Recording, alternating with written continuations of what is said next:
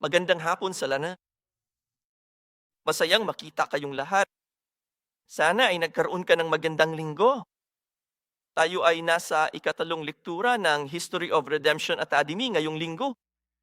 Kaya ba lahat ay may kanya-kanyang handout? Oo, sige. Kaya ang paksa ngayon ay ang buhay ni Enoch. Ang buhay ni Enoch. Sigurado akong kung matagal ka nang nasa simbahan namin, narinig mo na ang tungkol kay Enoch. Tama ba? Kaya't ating pag-aaralan ang tungkol sa buhay ni Enoch at kung bakit siya espesyal. Kaya si Enoch ang ikapitong henerasyon ng manainapo ni Adan, okay? Pinag-aaralan pa rin natin ang talangkanan sa Genesis 5. Si Enoch ang ikapito sa talangkangan ito. May kabuo ang 10 pangalan doon, di ba? Si Adan hanggang kay Noe, ika-10 henerasyon at si Enoch ang ikapito. Ang pangalang Enoch sa Hebreo ay Hanok at nangangahulugan ito ng dedikado o inialay o pinasimulan o guro. Kaya ito ang mga kahulugan ng pangalang Enoch o Hanok. Dedikado, may paninindigan at guro. Kaya ano ang espesyal kay Enoch at sa kanyang buhay? Una, si Enoch ay hindi namatay. Iyan ang blanco doon, mamatay. Hindi siya namatay. Amang-hamangha, di ba? Kaya sa Genesis 5, 8 beses na sinabi ng salita na namatay at siya ay namatay. Lumilitaw ito ng 8 beses. Namatay si Adan, namatay si Seth, namatay si Enos. Namatay silang tanan, gawas kang Enoch, di ba? Sa versikulo 5, 8, usa-usa, usa 4, usa 7, duha wala, duha 7, tres usa, nang ingon na namatay silang tanan. Pero tungkol kay Enoch, nabasa natin sa Genesis 5:24, sinasabi lang nito, hindi siya para sa Diyos, kinuha siya. Okay? Kaya mula roon, medyo mahirap itong intindihin. Ibig kong sabihin, hindi siya dahil kinuha siya ng Diyos. Ano ang ibig sabihin noon, di ba? Pero kung titingnan mo sa mga Ebreyo, Kabanata 11, mga versikulo 5 at 6, mas malinaw ito ng kaunti. Sinasabi rito, sa pamamagitan ng pananampalataya, si Enoch ay dinala sa itaas upang hindi niya makita ang kamatayan. Tama ba? Wala siya makatilaw og kamatayan ug wala na makiti kay gikuha siya sa Dios. Sa wala pa siya kuhaa, gipamatud-an nga nakapahimuot siya sa Dios. Kung walay pagtuo, dili gayud siya mapahimutan. Kay ang muduol sa Dios, kinahanglang mutuo nga adunay Dios ug siya magganti sa mga nagapangita kaniya. Gipasabot sa Hebreo 11 na sa pagkuha sa Dios kang Enoch, wala siya makasinati og kamatayan kundi gidala siya sa langit nga buhi. Giun sa kini paghimo ni Enoch, paano niya nagawang hindi makita ang kamatayan? Ayon sa tekstong nabasa natin sa Genesis 5:21 hanggang 24, ang susi sa pagbabagong anyo ni Enoch, ha? Alam naman nating lahat ang salitang iyan, di ba? Pagbabagong anyo. Ibig sabihin niyan, ang iyong katawan ay nabago tungo sa isang espiritual na katawan at ikaw ay dinadala pataas sa langit. Tama ba? Dan hindi na mamatay. Kaya kay Enoch, ang susi sa pagbabagong anyo ni Enoch ay nasa katotohanan na lumakad sang kasama ng Diyos sa loob ng 300 taon. Okay? Lumakad siya kasamang Diyos sa loob ng 300 taon. Kaya anong ibig sabot ng lumakad na kasama ng Diyos? Anong ibig sabihin yan? Ang Diyos ay espiritu, tama ba? Ang Diyos ay walang katawan. Kaya paano ka lalakad kasama niya? Ano ang ibig sabihin yan? Ayon sa aklat na Genesis Genealogies, ang lumakad na kasama ng Diyos ay nananahulugang pagsunod sa pamamagitan ng pagpapasapo. Ang blanco roon ay nagsusumite. Sariling kagustuhan sa kalooban ng taong namumuno.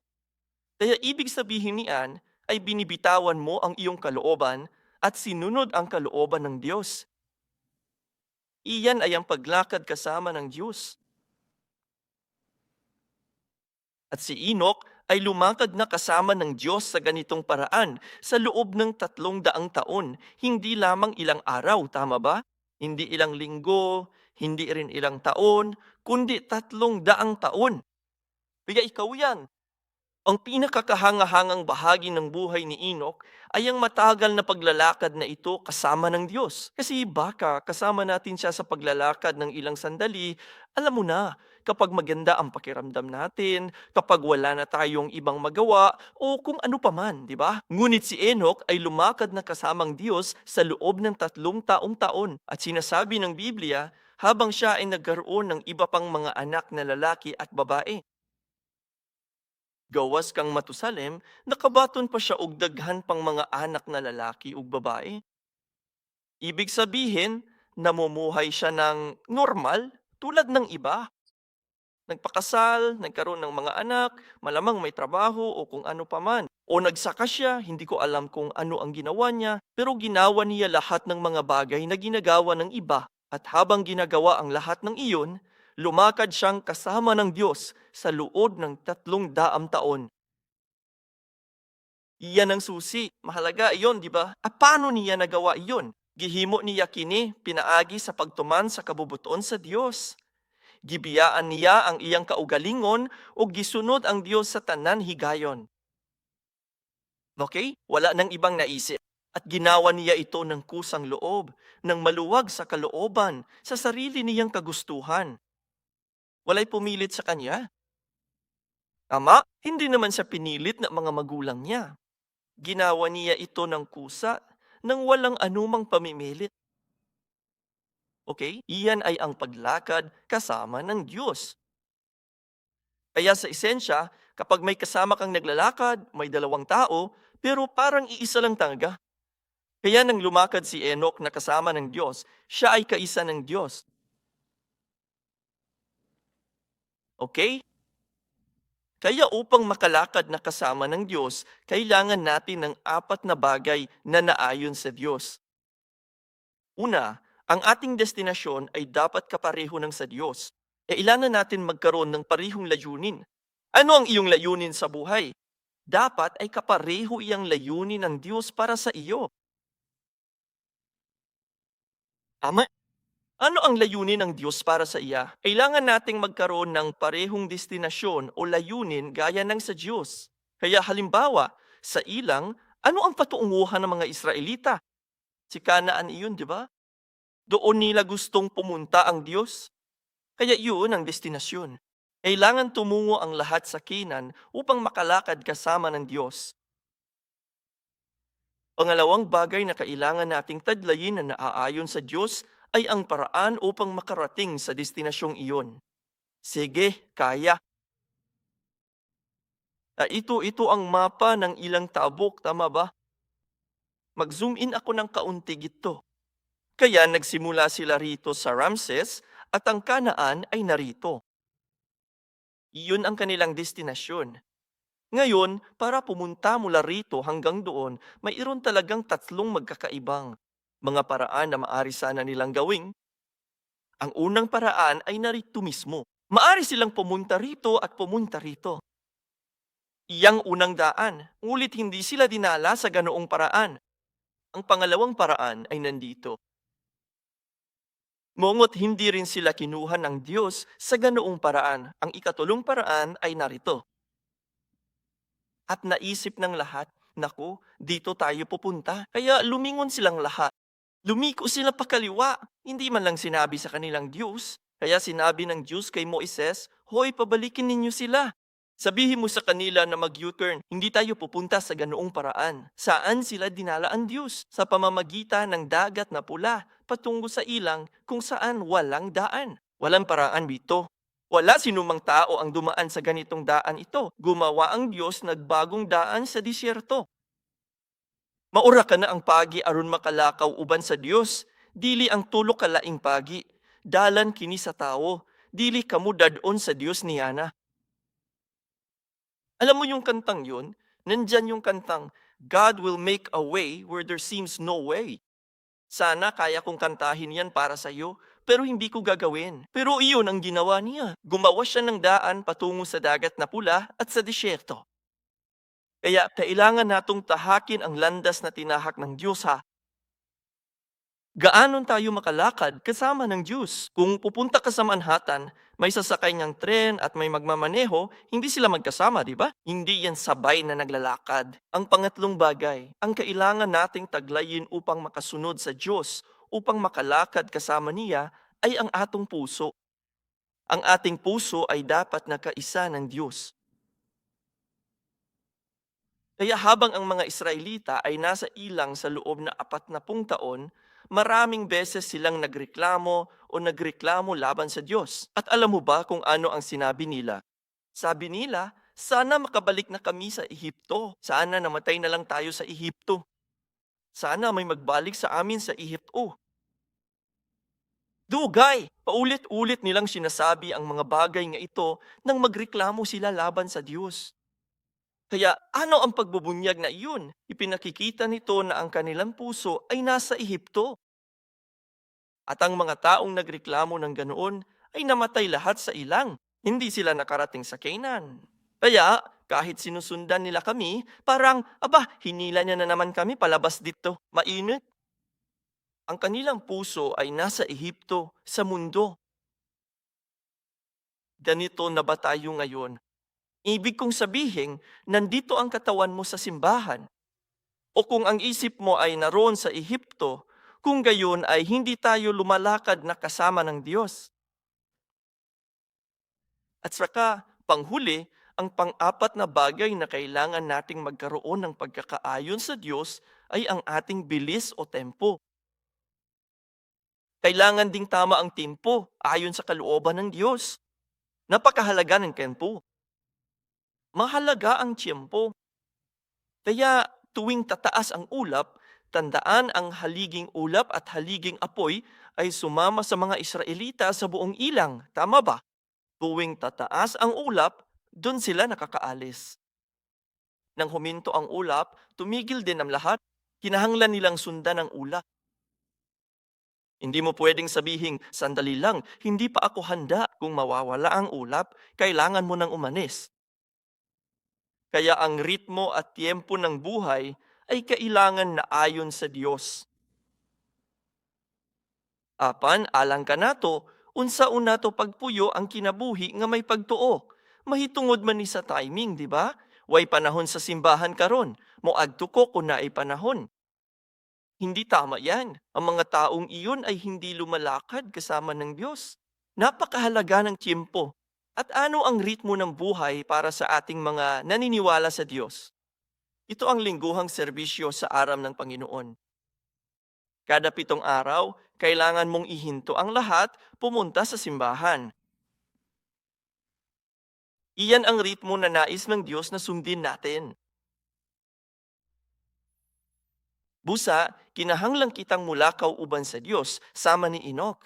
Matod sa Biblia, ang paglakaw uban sa Diyos nagpasabot sa pagkahimong makapahimuot sa iyang pananaw. Dahil sinasabi sa Hebreo 11:5, lumakad si Enoch na kasamang Diyos dahil siya ay nakalulugod sa Diyos. Kaya paano taton mapalulugdan ang Diyos at makalakad na kasama niya? Ano ang kailangan upang mapalugdan ang Diyos at maglakad kasama niya?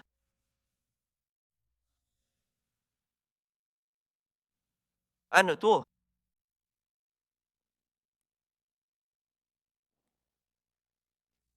Unsay gikinahanglan para malipay ang Dios og makakuyog niya? Ang numero 1 ay ang pananampalataya. Okay, ang unang blanko ay ang pananampalataya. Sa Hebreo 11 versikulo 6, sinasabi nito, kung walang pananampalataya, imposibleng mapalugdan ang Diyos. Kung wala kang pananampalataya, hindi mo mapalulugdan ng Diyos. Pangalawa, ano ang kailangan upang mapalugdan ang Diyos at lumakad na kasama niya? Ang pamalawa ay ang pagtitiis. Inumdumi, unsa ang labing bililhon sa paglakaw ni Enoch. Nilakaw siya uban sa Dios sulod sa 300 ka tuig. Nagkinahanglan ta og kaisog, sama sa Hebreo 10 bersikulo 36, nag-ingon, kay nagkinahanglan mog paglahutay, aron ini kahuman ninyog buhat sa kabubuton sa Dios, madawat ninyo ang saad. At pagkatapos, sa talata 38, sinasabi nito, ngunit ang aking matuwid na lingkod ay mabubuhay sa pamamagitan ng pananampalataya, at kung siya'y umurong, ang aking kaluluwa ay hindi malulugod sa kanya. Hindi mo mapalulugdan ang Diyos kung ikaw ay susuko. Ano ang ibig sabihin ng pag-urong? Nagpasabot na magpuyo ka sa pagtuo. Unya kalit lang, kapoy na kayo, dili na ko kaya. Babalik sila sa mumbong. Kung ganyan ka, hindi natutuwa ang Diyos. Hindi ka makakalakad ng walang Diyos ng ganyan. Kailangan natin ng tibay ng loob. Kaya ang paglakad na kasama ng Diyos ay nangangahulugan ng pagbibigay lugod sa Diyos. Nakakatuwa ang blangko roon. Kaya ang paglakad na kasama ng Diyos ay katulad din sa pagbibigay lugod sa Diyos. Okay? Kaya gusto kong magtanong sa iyo, ano sa tingin mo ang isa malaking balakid sa pagpapalugod sa Diyos? Sinasabi sa atin ng Biblia na may isang malaking bagay na pumipigil sa atin na mapalugdan ang Diyos. Anak kini sa Roma 8:8. Nag-ingon kini, ang ana sa unod dili makapahimuot sa Dios. Busa ang dakong babag sa pagpahimuot sa Dios ug paglakaw uban niya mao ang atong unod. Kung magkinabuhi ka sa unod, di nimo mapahimot-an ng Dios o makalakaw uban niya. Kung ikaw ay nasa laman, hindi mo maaaring mapalugdan ang Diyos. Kaya tingnan natin ang ilan sa mga talatang ito.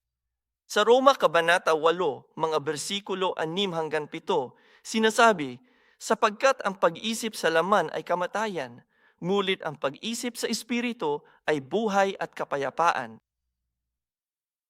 Kung gusto mo ng kapayapaan sa buhay mo, ituon mo ang iyong isipan sa espiritu ng Diyos, tama ba? Dahil ano, ang kaisipang nakasentro sa laman ay masungit sa Diyos, nangangahulugan ito na ikaw ay nagiging kaaway ng Diyos sapagkat hindi ito napapasakop sa kautusan ng Diyos sapagkat hindi nito magawa.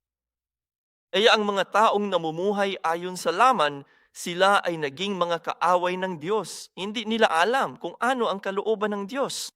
Wala silang pakialam. Para silang nabubuhay sa kamatayan ngayon. Kaya, hindi ka maaway lumakad kasama ng Diyos. Sa Galatia 5 o sa 6 o sa 7, ingon ko, lakaw sa espiritu, ug ayaw buhata ang mga tinguha sa unod. Kay ang unod, supak sa espiritu, ug ang espiritu, supak sa unod. Sapagkat ang mga ito ay magkasalungat, kaya't hindi ninyo magawa ang mga bagay na inyong naisin. Nakikita mo yan? Kailangan nating lumakad ayon sa Espiritu upang makalakad kasama sa Diyos. Dahil ang Diyos ay Espiritu. Kaya sa Galatia 5:24, sinasabi nito, ngayon, ipinako na ng mga na kay Kristo Jesus ang laman kasama ang kaniyang mga masasamang hilig at mga kahalayan. Kaya ang ibig sabihin niyan ay, habang lumalakad kasama ng Diyos sa loob ng 300 taon, patuloy at walang tigil na pinatay ni Enoch ang kanyang laman. Ganoon siya nakalakad niya kasama ng Diyos. Kaya tandaan, sa talatang ito, sinasabi na ang espiritu at laman ay, alam mo na, magkasalungat. Tama ba? Aba, dahil ito sa pagbagsak. Dahil noong unang nilikha ng Diyos si Adan, ang orihinal na pagkakasunod-sunod ng paglikha ay ang espiritu ang mamamahala sa kaluluwa at ang kaluluwa naman ang mamamahala sa katawan.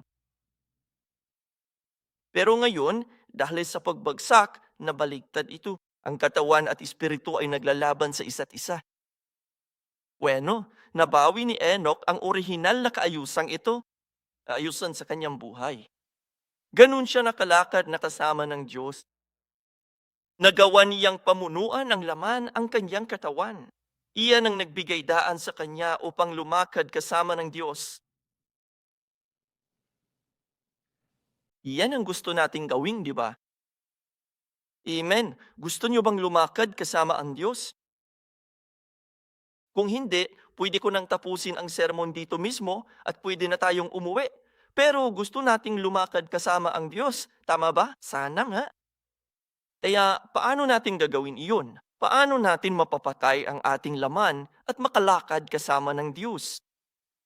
Kaya nung panahon ng lumang tipan, ang kanilang pagsamba ay palaging may kasamang sakripisyo. Ano ang isang sakripisyo? Doon ka magdadala ng hayop at papatayin mo ito. At kukunin mo ang dugo nito at ialay mo sa altar. Puputulin mo ito at susunugin sa altar. Iyan ang pagsamba. Apan karon, dili nato nabuhaton. Sa bagong tugon, lahi ang pagsimba. Ginagawa namon ito ng ganito. Ngunit, ang mahalagang konsepto at diwa ng pagsamba ay iisa. Nagbago na ang ritual, nagbago na ang anyo. Ngunit ang diwa ng pagsamba ay pareho pa rin. Kaya ano ang espiritong iyon? Sa mga taga-Roma 12, talata 1, sinasabi, "Kaya nga, mga kapatid, ipinamamanhi ko sa inyo alang-alang sa mga kahabagan ng Diyos na inyong iharap ang inyong mga katawan na isang haing buhay, banal, na kaaya-aya sa Diyos, na siya ninyong espiritual na pagsamba." Kaya, ang pagsamba ang susi sa pagpatay sa ating laman.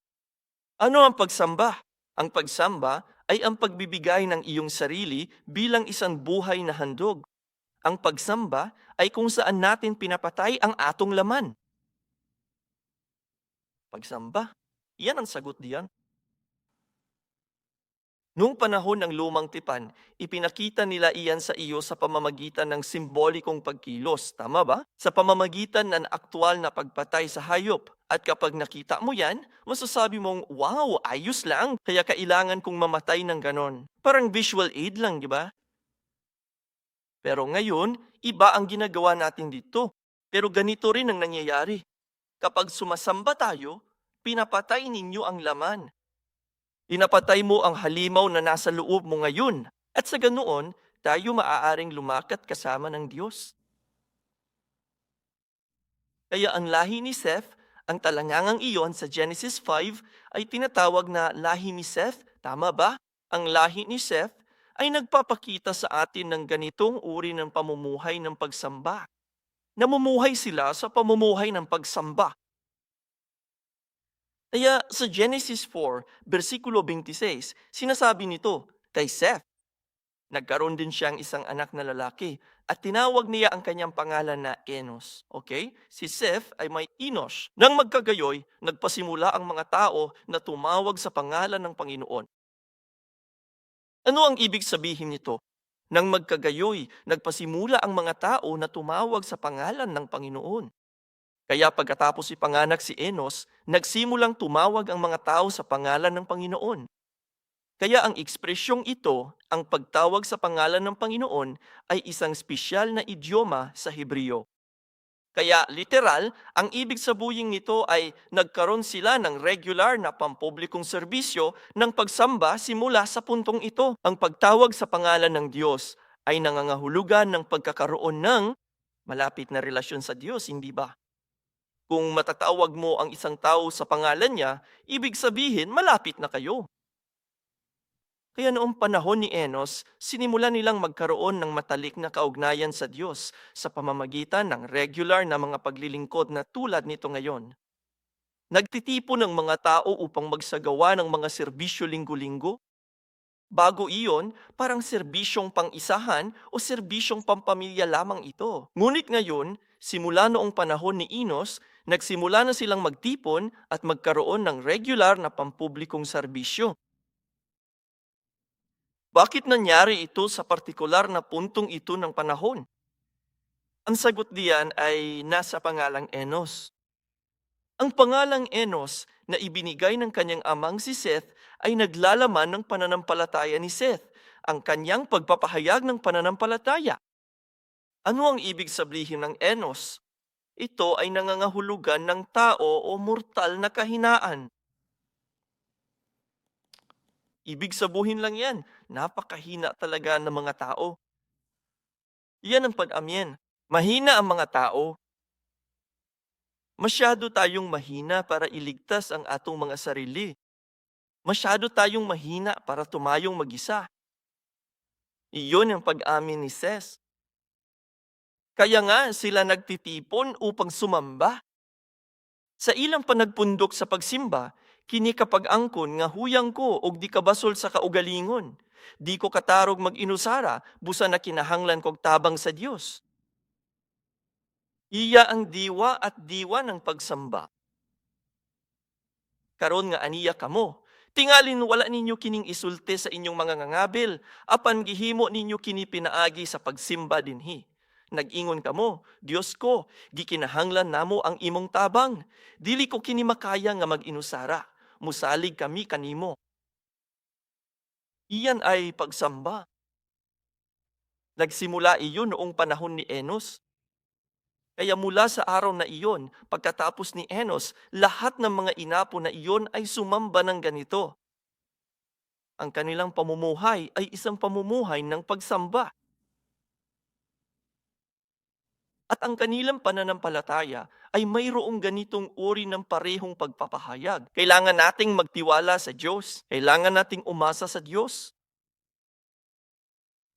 At hindi lang iyon, mayroon silang regular na pagsamba, hindi ba? Kaya, ang ritmo ng kanilang buhay ay umiikot sa pagsamba. Linggo-linggo, natitipon sila. Parang punto iyon ng pag-angkla. Kaya lahat ng bagay sa kanilang buhay ay umiikot sa pagsamba. Iyan ang pamumuhay ng isang tunay na mananampalataya. Iyan ay ang paglakad kasama ng Diyos. Okay?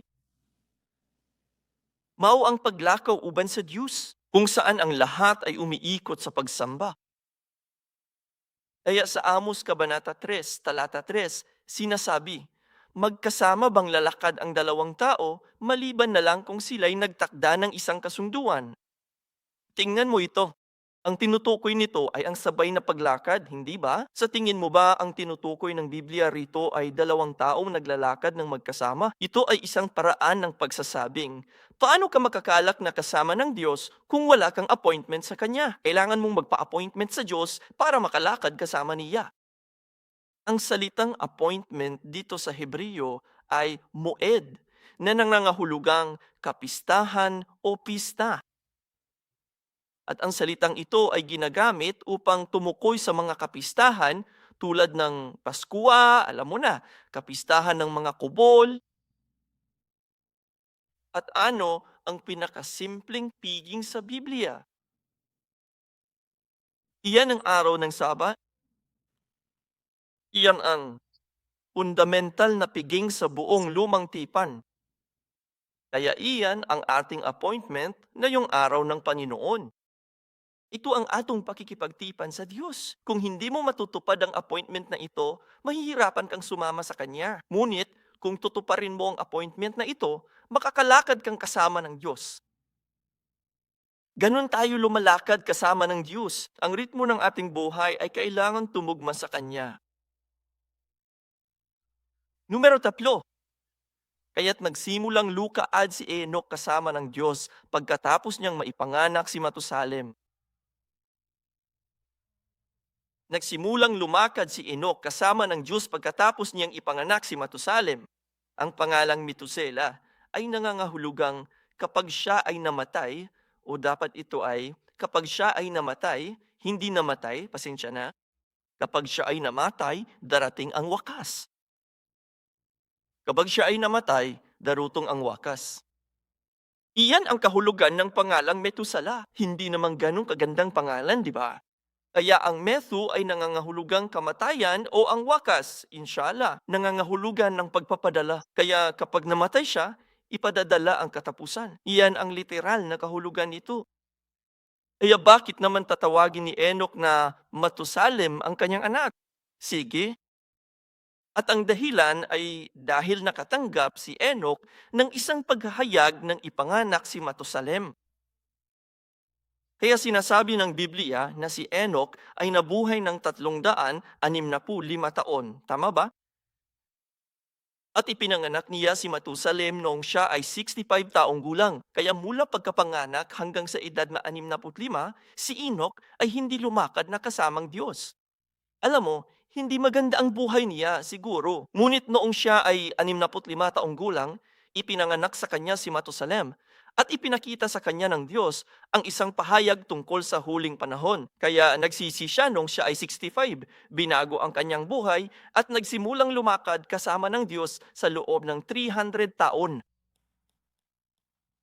Okay? Iyan ang buhay ni Enoch. Agkatao ni Matusalem, giingan sa Dios si Enoch, ngalan ni siyag Matusalem, kay inig kamatay niya ang katapusan. Miingon si Enoch, ngano, bakit ganito ang pangalan? At ibinigay sa kanya ng Diyos ang kasagutan. Binigyan siya ng Diyos ng isang paghayag. Kaya anong uri ng paghahayag ang natanggap niya? Ang katapusan. Kaya natanggap ni Enoch ang pahayag tungkol sa katapusan, yan ang blanko doon. Hindi ito nangangahulugan na tapos na ang sermon. Ibig sabuhon lang nito ay ang blanko ang katapusan. Sige. Kaya anong revelasyon yang natanggap niya? Aba, malalaman natin yan mula sa genealogy, di ba? Nang magkaanak si Matusalem, 187 taong gulang na siya nang maging anak niya si Lamech. Okay? At si Lamech ay 182 taong gulang nang ipanganak si Noe. At si Noe ay 600 taong gulang nang dumating ang baha. At ang baha, ang katapusan ng unang mundo. Tama ba? Ang baha ang katapusan. Kaya kapag idinagdag mo ang mga numerong ito, makukuha mo ang 969. At ayon sa Genesis, Kabanata 5, talata 27, namatay si Matusalem noong siya ay 969 taong gulang. Alam mo, siya ang pinakamatagal na nabubuhay na tao sa Biblia, di ba? Matusalem, nabuhay siya ng 999 na taon. Sa tingin mo ba ay nagkataon lang na nangyari ang baha noong taon na siya ay namatay? Hindi naman, di ba? Masasabi natin iyan mula sa kahulugan ng kanyang pangalan. Kapag namatay siya, darating ang wakas. At tulad ng kahulugan ng kanyang pangalan, nang siya ay mamatay, dumatong ang baha. Kaya hindi lamang sa taon, kundi kung titingnan mo ang araw kung kailan siya ipinanganak. Dahil kung titingnan mo ang aklat na ito na tinatawag na Seder o Lam na sa palagay ko ay mabibili mo pa nga sa Amazon ngayon, sinasabi nito sa atin kung kailan namatay si Metusala. Kaya nung ika-6 na gaanam na tuwig ni Noe, nang si Noe ay 600 taong gulang, namatay si Matusalem. Pero saang araw? Sa ikalawang buwan, sa ika-10 araw.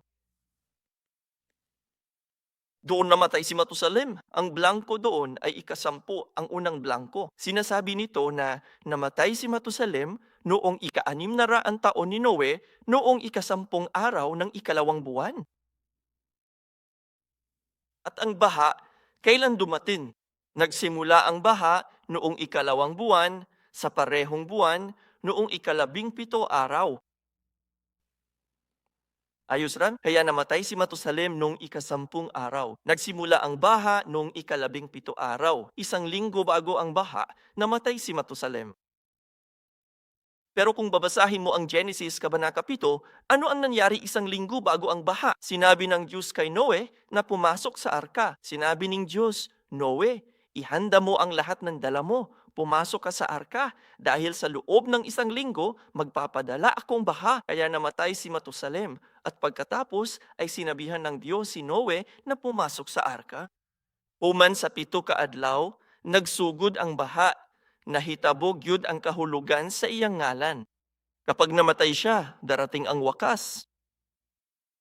Yun ang nangyari. Kaya iyan ang paghahayag na natanggap ni Enoch.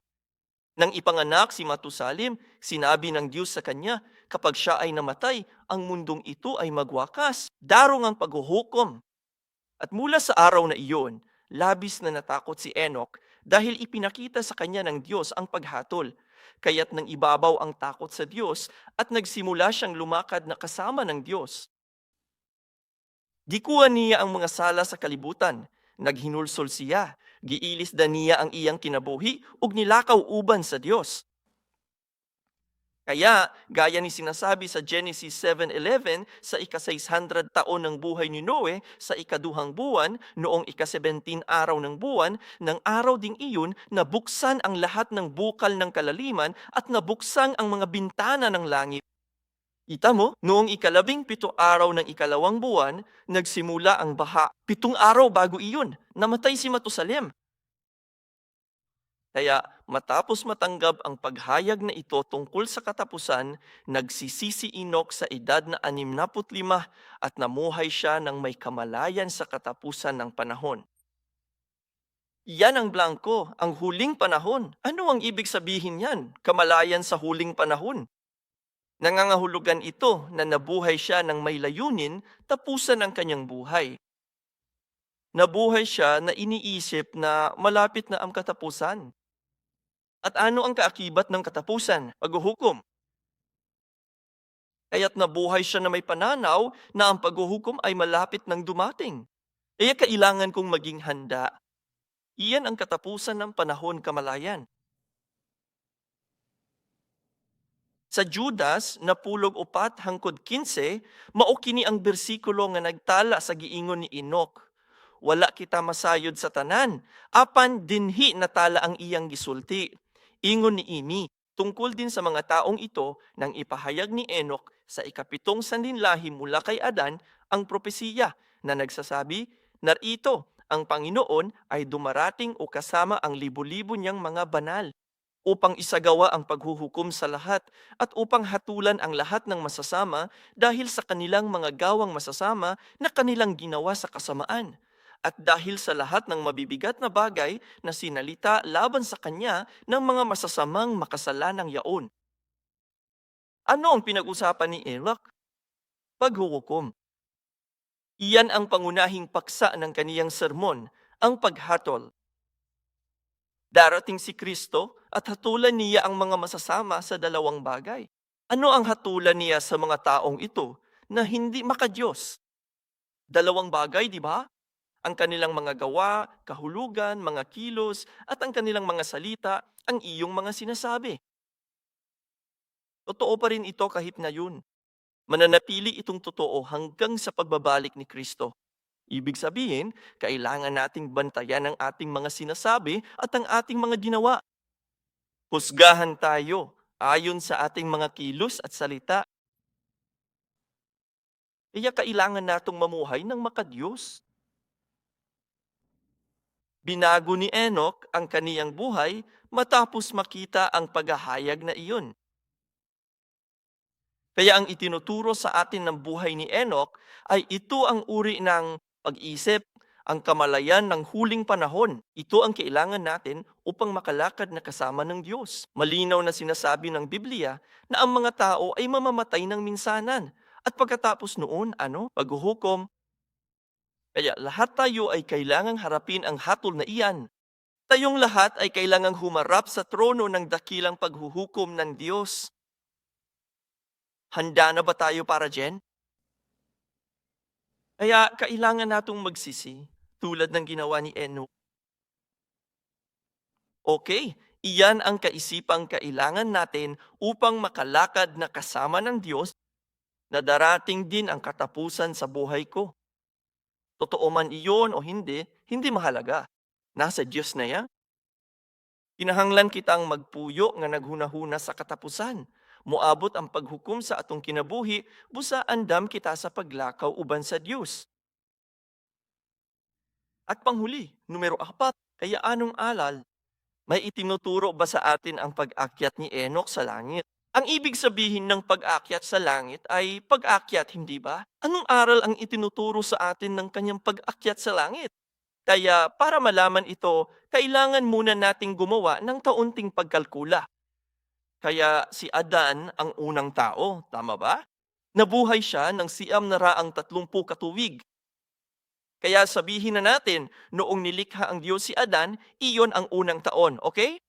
Nang likhain ng Diyos si Adan, iyon ang unang taon. Magsisimula na tayong magbilang mula noon. Kaya namatay si Adan nung taong 930, tama ba? Sumala ni Ini, sa talangkananan, si Adan nag-edad o kagatos katulon sa pagkatawo ni Seth. Si Seth usab nag-edad o kagatos og 5 sa pagkatawo ni Enos. Ug si Enos nag-edad o kasiyaman sa pagkatao ni Kenan. Si Kenan nag-edad o kapatutuan sa pagkatao ni Mahalaliel. Si Mahalaliel nag-edad o kanuman og 5 sa pagkatao ni Jared. ug si Jared nag-edad o kagatuskan uman og duha sa pagkatawo ni Enoch. Kaya, kapag pinagsama mo lahat ito hangtang sa 162, makuha mo ang 622. Kaya ang ibig sabihin na yan ay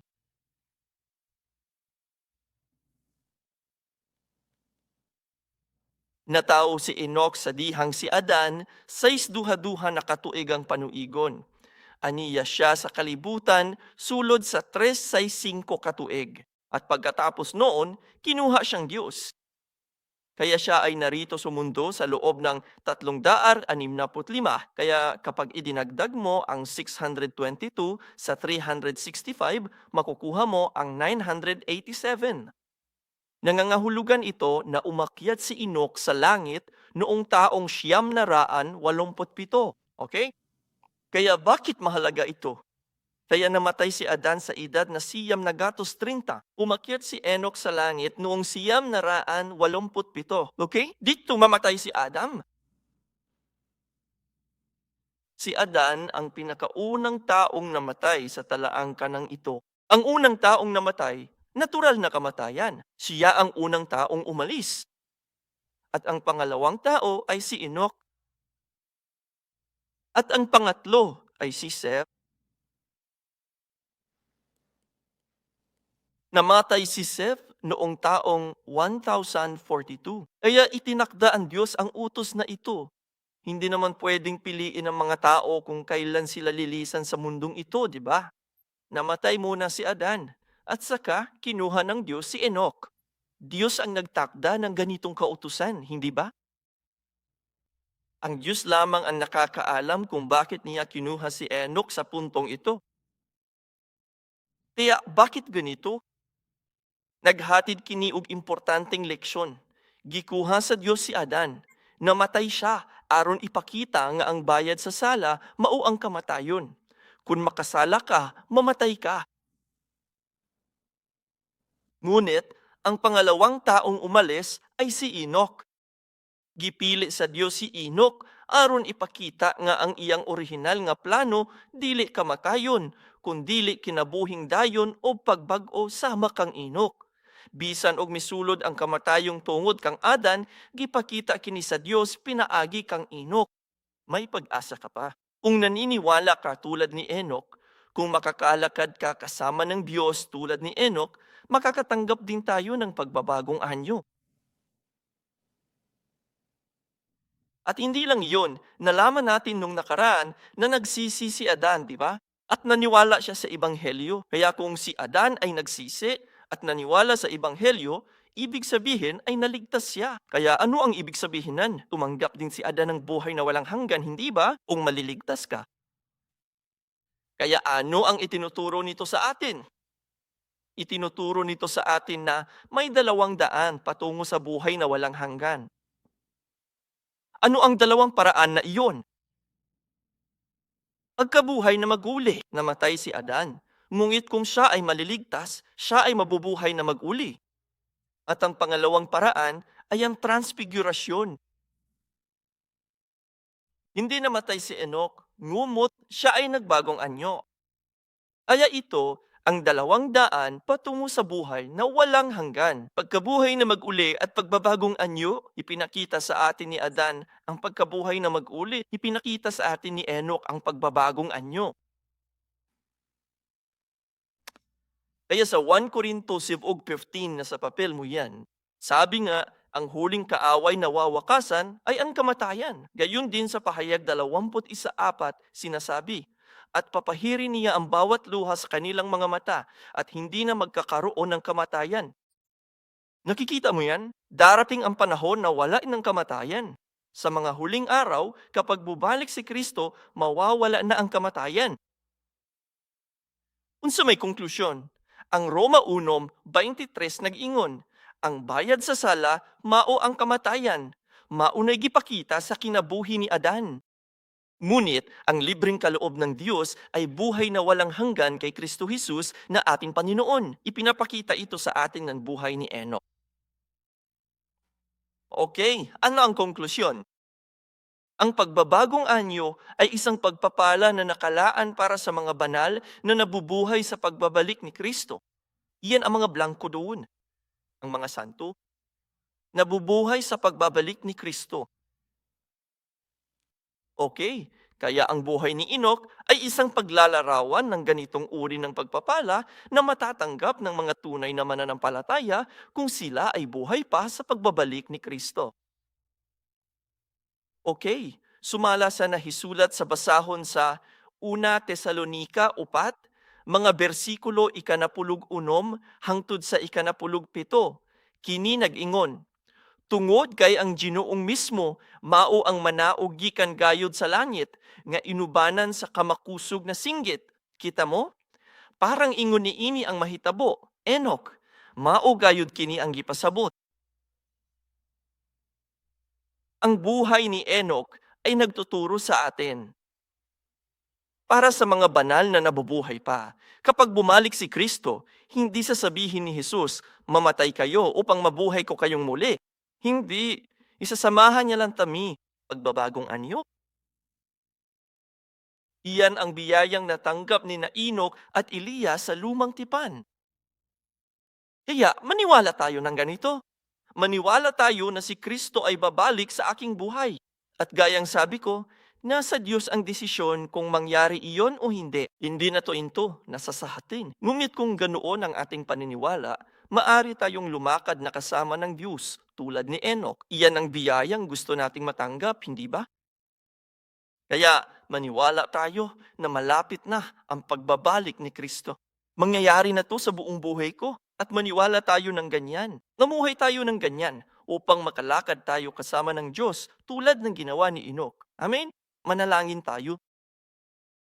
Ama sa langit, maraming salamat po sa salitang ito na ibinigay ninyo sa amin, ang salitang ito ng pagbabagong anyo. Ama, Diyos, tulungan mo po kaming manampalataya tulad ni Enoch na si Kristo ay babalik sa aking buhay upang kami ay makalakad kasama mo habang buhay. Diyos ko, dalangin ko po na sana'y matupad mo ang araw na ito. Ang araw ng isinalang si Matusalem, ang araw ng magsisi si Enoch, at ang araw ng magsimula siyang mamuhay ng may kamalayan sa huling panahon. Diyos ko, dalangin ko na tulungan mo kaming lahat na simula ng araw na ito at simula ng aming paglalakbay simula ngayon upang kami ay makalakad kasama mo at upang ang aming mga buhay ay maging kalugod-lugod sa iyong paningin. Tulungan mo kaming patayin ang aming laman sa pamamagitan ng pamumuhay na nakasentro sa pagsamba upang ang mga ritmo at tiyempo ng aming buhay ay umikot sa iyo, Panginoon. Lubos po kaming nagpapasalamat sa pagkakataong sambahin ka at tanggapin ang salitang ito at makaharap ang ating Panginoong Hesukristo. Ibinibigay namin sa iyo ang lahat ng kaluwalhatian at nagpapasalamat kami sa iyo, Panginoon. At ngayon, sa pagkakataong ito, nais naming ibagi sa iyo ang handog na ito bilang pagpapahayag ng aming pasasalamat. Dalangin ko na sana'y malugod kayo sa handog na ito dahil hindi lamang mga material na bagay ang aming ibinibigay sa iyo, kundi tulungan mo kaming ibigay ang aming puso at pananampalataya sa iyo, Panginoon. Ulungan mo kaming ibigay ang aming mga sarili sa iyo sa pamamagitan ng handog na ito upang malugod mo ang aming inialok na yun. Lobos kaming nagpapasalamat para sa inyong mga pagpapala at ang lahat na ito ay aming dalangin sa pangalan ni Hesukristo. Amen. Purihan natin ang Diyos sa pamamagitan ng ating palakpakan.